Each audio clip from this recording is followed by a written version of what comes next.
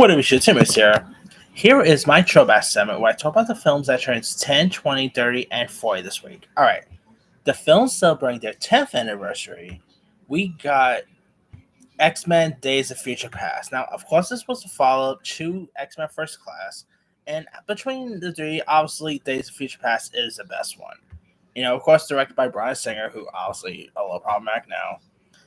You of course have Evan Peters playing the role of Quicksilver, which hey, of course, one of the most iconic moments in superhero history in recent years was, the time travel, like the time element with Quicksilver, like that's that with him, of course, us, going fast and all that. That's definitely one of the most iconic moments there. Uh, Of course, you got Peter Dinklage, Patrick Stewart, Hugh Jackman, which of course cannot wait to see him back as back for Deadpool and Wolverine. Which, by the way, speaking of, I got my ticket for Deadpool and Wolverine, and around that time, I will be doing my reviews for the X-Men film. So keep your eye out for those there. But still, Days of Future Past is a terrific one. Like, is it in my top 10 favorite comic book films of all time? Definitely not. But it is really entertaining, worth checking out. Evan Peters was a terrific Quicksilver. Really cool to see him come back for Quicksilver for WandaVision. And of course, he had like Peter Dinklage was also great in this. Uh, I mean, of course, Ella Page. Like, it was really cool to see some of the first class members and the original X-Men cast, or together in one setting. So, yeah, definitely give Days of Future Past a go if you guys haven't seen it. All right. Also turning 10, we got Blended. Blended, of course, was directed by Frank Coraci and starred Adam Sandler and Drew Barrymore, who obviously have been working together for quite some time. This was, of course, their collaboration together, following the likes of The Wedding Singer, also directed by Frank Coraci, as well as 51st Dates. So it was really cool seeing them reuniting once again. If you guys don't know much about Blended, it stars Adam Sandler and Drew Barrymore as two single parents who went on a blind date together and never wanted to see each other again. Afterwards, to their surprise, they both end up in the same African safari resort with their children and are forced to stay together. And this is actually a really decent, charming one. It's not as good as, let's say, Wedding Singer or 51st Dates, but it is really decent. Sandler and Barrymore once again shows that they have terrific chemistry with one another.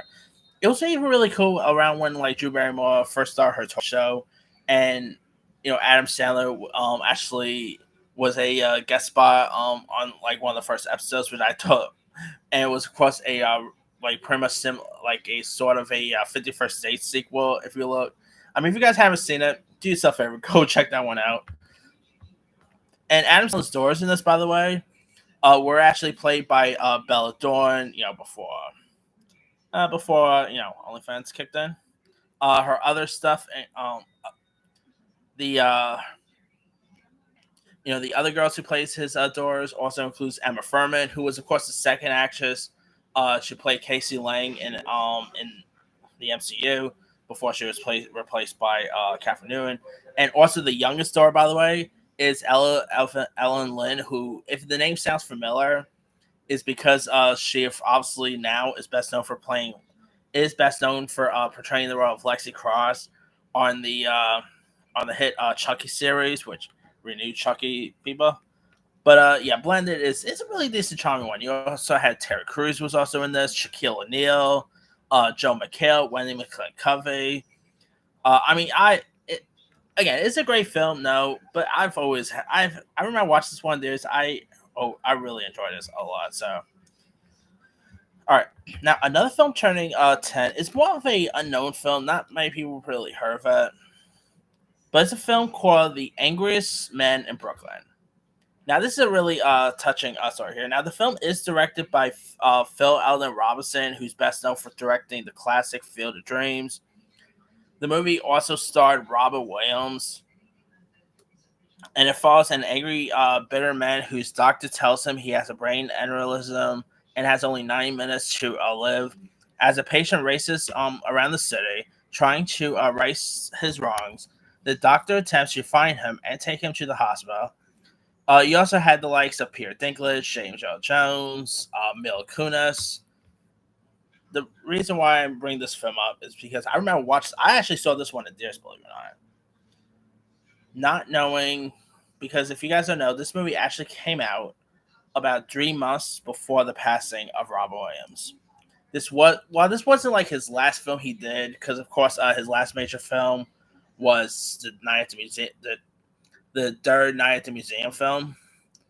This was of course one of his last projects he did, and this came out like again 3 months before his passing. It is insane to believe. Coming in August, yeah, he passed in August, right? Coming in August is going to be literally 10 years since the passing of Rob Williams. I remember when they first announced his passing, I was really shocked. And this is also a very sad one because when I first saw this film in theaters, obviously I did not know that this would be one of the last times I'll actually get to see Robin on screen. And it's a really good one too. Robin is terrific. Yeah, I've always loved Robin Williams. Going all the way back to Mork and Mindy, to Aladdin, Good Will Hunting.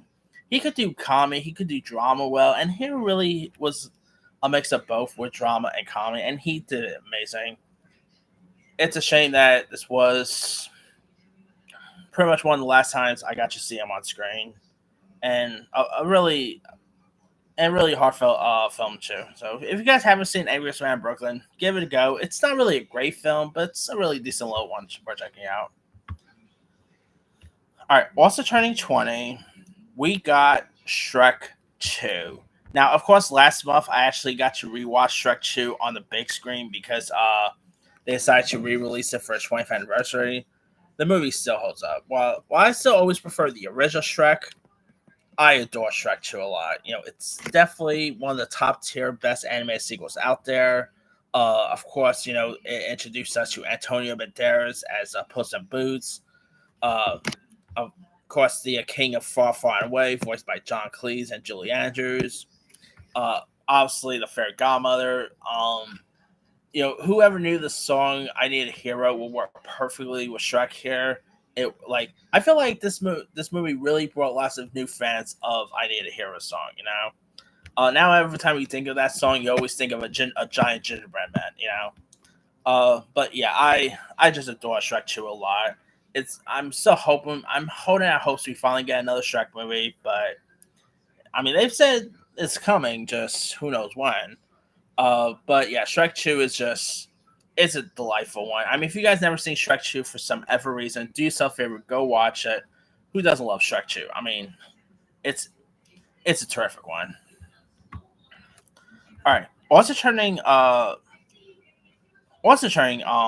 is a movie titled Stateside, which stars Rachel Lee Cook, who you might know from She's All That fame, Angus Bruckner, Jonathan Tucker, Carrie Fisher, Penny Marshall, Val Kilmer. And here's what it's about. It's an adventurous love story about a high school rich kid serving in the Marine Corps to avoid jail time, who eventually falls in love with an actress with schizophrenia. Those around them ask them to keep their distance from each other, but both refuse. It is based on a true story, and it's a really decent little film. Rachel Lee Cook, who you don't really see her anymore. Like she did some stuff here, like she was in that terrible She's All That remake. It's a shame her career sort of went down a little bit. I've always adored her, whether it's like She's All That, and she was in Josie and Pussycats. I mean, she was always amazing. Angus Bruckner, who actually played Anna Nicole Smith on Lifetime, she's amazing. Jonathan Tucker is good. I mean, this is a really decent little film if you guys ever seen that. All right, now films turning 30 this week. We got the Gus Van Sant film "Even Cowgirls Get the Blues." Now, if you guys don't know Gus Van Sant, he did directed, speaking of Robert Williams, he directed Good Will Hunting, the Psycho remake. Gus Van Sant is a really trained filmmaker. He hasn't really directed a film for. I think the last time I actually saw a Gus Van Sant movie was that one that he did with Walking Phoenix and Jack Black and Jonah Hill. Don't worry, he won't get far on foot film.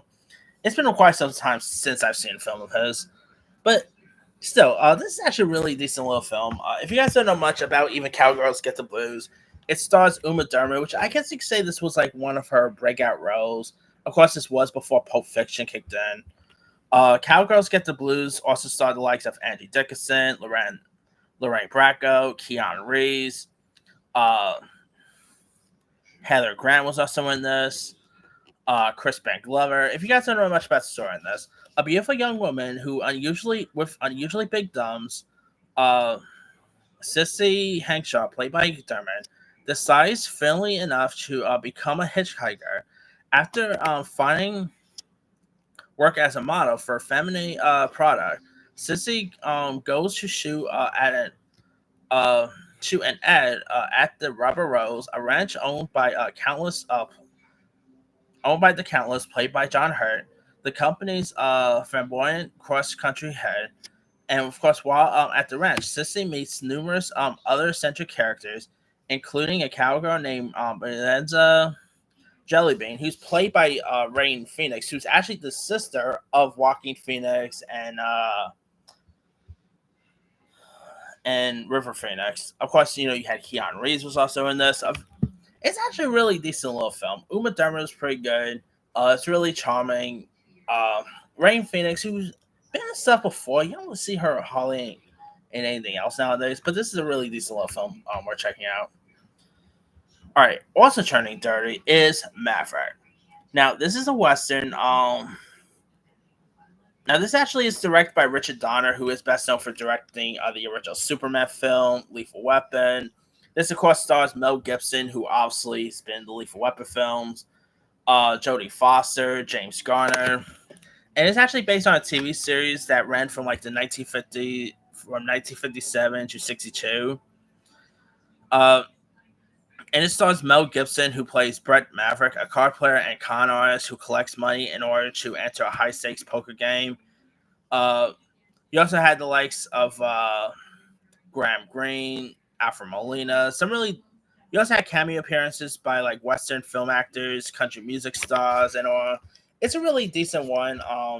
It's actually one I probably should talk about when I was doing like my reviews for films based on TV shows and so on. It's a really decent one worth checking out. Mel Gibson, Jodie Foster, which of course they were going to reunite again for the B for a couple years, like years after. James Garner, R.I.P. He's terrific in this. You say what you want about Mel Gibson's personal life. He was always terrific as an actor, and here really shows it.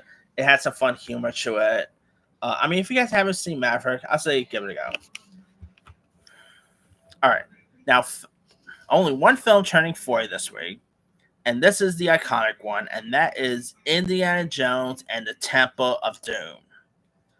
Of course, starring Ke Huy Quan playing the role of Short Round. Of course, he will go on to do like the Goonies, and Ke Huy Quan will obviously make a huge comeback when he won his Oscar for Everything Ever All at Once, and he's having a really great comeback. He was just in Loki. He'll also be seen in like this new action movie called With Love. Rumor has it there's been talks about a Disney Plus Indiana Jones series. What I really want to see happen, granted, the last Indiana Jones was terrible, but what I would love to see happen is a short round series or film, either way, directed by the Danos. That will literally be killer. Like, watch, that movie will make some really good dough if that ever happened.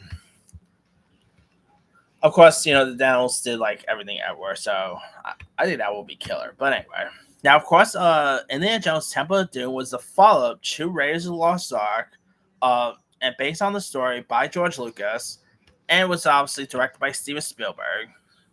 This time around, after arriving in British India, Indiana Jones is asked by desperate villagers to find a mythical stone and rescue their children from a Telugu cult practicing child slavery, black magic, and ritual human sacrifice in honor of the Ghazi Kali. This is obviously one of the best out of the franchise. It's short round. This was, of course, a movie that really put Ke Huy Quan on the map, and he was terrific. His chemistry with Harrison Ford, even on and off, is terrific. Like, I forgot where it was. Yeah, I think it was at the Oscars or something when what was that? I remember like I forgot where it was. Maybe it could have been either the Oscars or somewhere else. I can't remember where. But of course, there was that picture that featured Harrison Ford and Q Kwan, pretty much being photographed and hugging each other and stuff. That is one of the most memorable photographs in recent years. I would love to see Short Round come back. I mean, Q Kwan and Harrison Ford's chemistry is outstanding. It's such a shame that we not really get him have a huge comeback until like until the 2020s. I've always liked Q. I'm glad he made a huge comeback with Everything Everywhere, and here he really shows how terrific he was as a child. And of course, Indiana Jones Temple of Doom will of course be followed up by two more Indiana Jones films, and of course another one which was terrible. But yeah, who doesn't love Temple of Doom, right? Anyway, let me let you guys. Which of these films stand out to you the most? To me, the 10-year one is going to go to X Men Days of Future Past. The 20-year one is going to go to Shrek 2. The 30-year one is going to go to Maverick. And obviously, the 4-year one is going to go to Temple of Doom. Anyway, drop comments below. Don't forget to like, subscribe, hit that bell for notification. This is Simon signing out.